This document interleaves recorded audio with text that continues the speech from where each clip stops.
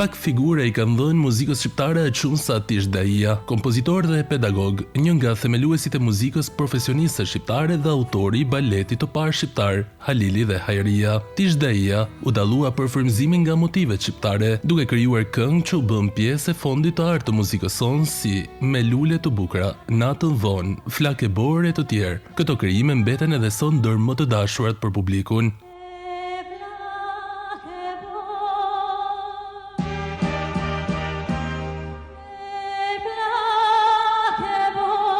Ishte një art që flitte me të gjithë komponentët shqip.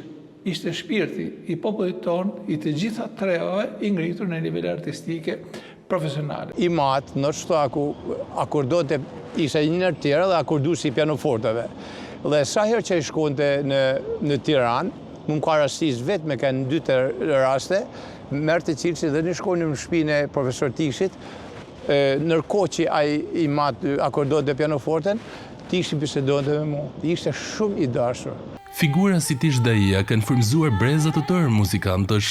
Këto të lënë gjumëve të veta sepse mjeshta të tjerë, si puna orkestruesve, Shpëtim Saraçi, Alfred Kaçinar të tjerë, i kanë risjellë të gjithë të Adrian Hila dhe efekti i tyre edhe sot e kësaj ditet njëhet shumë i bukur dhe shumë i mirë edhe për brezin e ri. Megjithatë, pavarësisht këtij kontributi të jashtëzakonshëm, 100 vjetori i lindjes së kompozitorit Atish Daia kaloi pa një veprimtari përkujtimore nga institucionet kulturore të Shkodrës, një mungesë që la për vjetorin pa jehonën që meritonte.